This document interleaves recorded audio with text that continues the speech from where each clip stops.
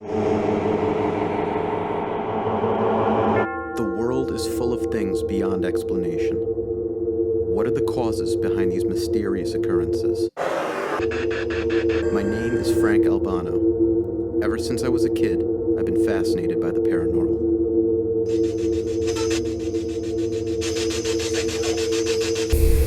Now I've begun my journey into proving the existence of ghosts.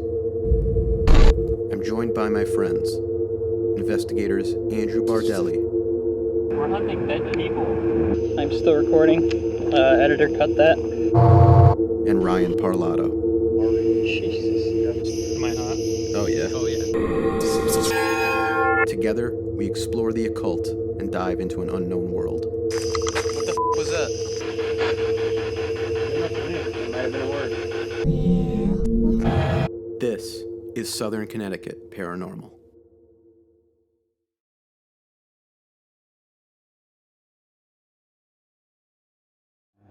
Alright, so where exactly are we going? The woods. Where exactly in the woods? I don't know. There's a little building. That looked cool. Oh, okay. This was owned by a family of 15, and then one died. They all died tragically when the roof of the house that they all crammed into fell on them, and simultaneously the floor disappeared. So it crushed all of them to death.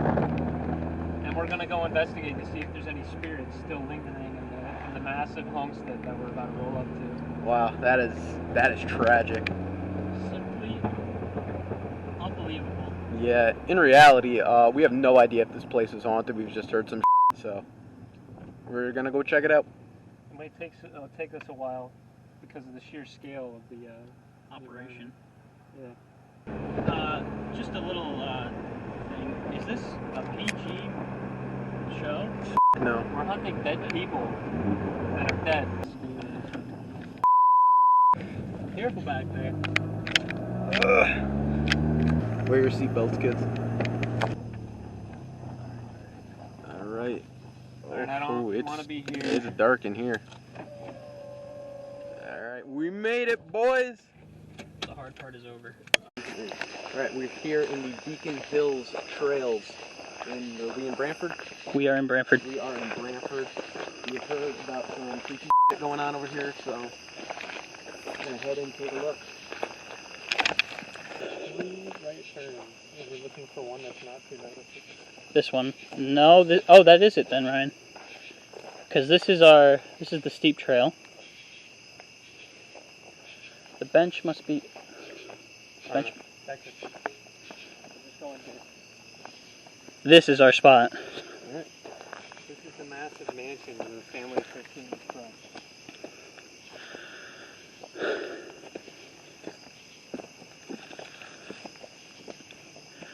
So we've arrived. Oh, right. Do you have the... fantastic. Frank? Don't know if you heard that. What? Something above us. Fell out of a tree. Look through my camera right now. Look at how fucking bright the IR is. It's great. Watch your footing. Yeah, thank you, Dad. Alright, what do you guys want to start with? To start, we pull out our new FLIR thermal imaging camera to see if we can find any anomalies that might be temperature sensitive. This is the outside of the building. Ryan's right there. It'll give us a good base for our heat signatures. Am I hot? Oh yeah. Oh yeah. Steaming, whole 90.1 degrees. I'm cold. This little dot in the center, that yellow, that's just the camera that's recording right now. Not seeing anything too strange, but we're just going to keep looking to see what we find. Hello. Do you want to go look at the bench site quick? Yeah, let's go over to the bench, see if we can see anything. We move to an area of the trails where a bench overlooks some marshland. We aren't able to find anything of interest with the camera, but we use this time to get used to our new equipment. We hope this will be a useful tool in our future investigations of private homes, as it's much more suited for indoor use rather than outdoors. Our static cam was also recording during this time and shows many insects passing by the camera, which shouldn't be confused with orbs. Here are a few examples of this. The following clips show solid front-lit subjects passing by the infrared light. You can clearly see the outline of the insects themselves, as well as the indirect path they are following as they fly. Orbs will emit their own light, be completely spherical, and follow a much more direct path.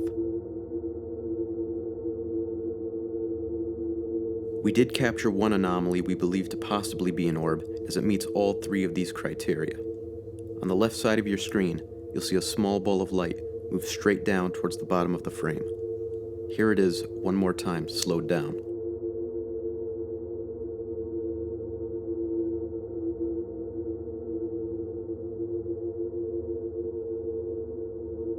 This happens just moments before we make our way back to the brick structure and begin a spirit box session.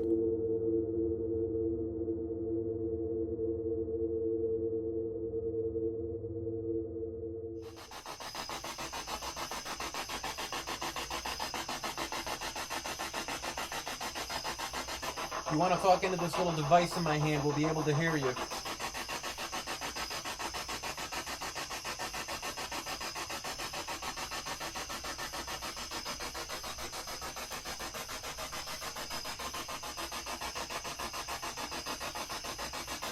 Is there anybody here with us?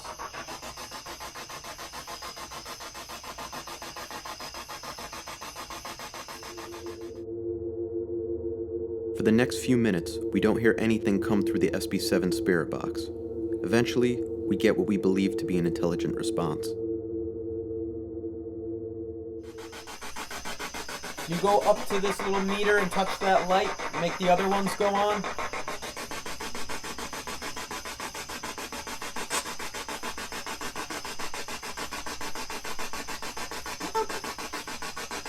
Did you say no?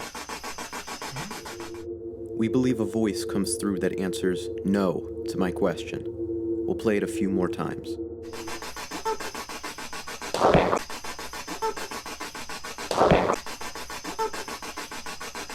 Did you say no? After this, we are unable to get anything else to come through for quite some time. However, after a little while, we hear this.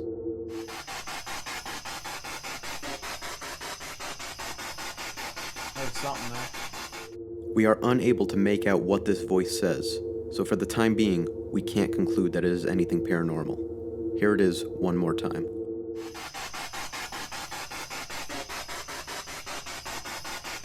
Heard something there. We would much rather focus on definitive proof, rather than prey on false positives. Luckily, right after this, we hear a much clearer voice come through the spirit box. I don't know. You heard that too, right? You can clearly hear a female voice saying the word, me. This was unprompted and came through completely randomly.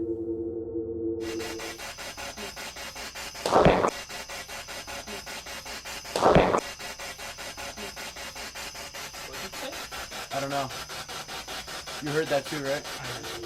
After this instance, we weren't able to capture any more voices through the spirit box.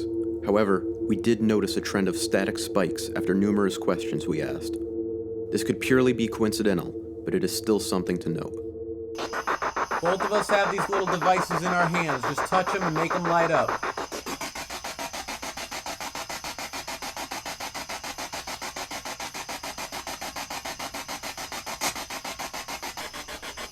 Why are you here right now? If you want to speak, you can whisper into this little box in my hand and I'll be able to hear you.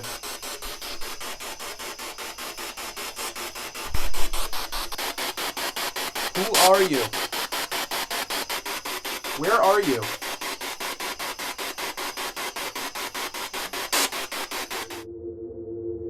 We don't capture anything else after about 30 minutes of using the SB7 spirit box. So, we decide it's time to pack up and head back to the entrance of the trails. On our walk back, I hear something move right beside me, but Andy and Ryan were unable to hear it. What the was that? No, something just moved over here. Although no audio can be heard, I hear and feel a presence walking right next to me. But when I turn around, there isn't anyone there. This is very unsettling to say the least, especially because Andy and Ryan didn't see or hear anything. Alright, we just finished up at Beacon Hills Trails. We're going to look over the footage over the next couple days, see what we got. I think we might have heard some funky shit, so see what we get.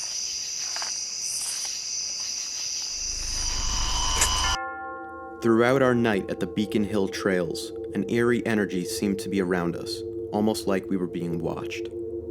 Although we cannot say for certain if the trails are haunted, we can conclude that we did get some activity that we believe could very well be otherworldly. Until next time, this is Southern Connecticut Paranormal.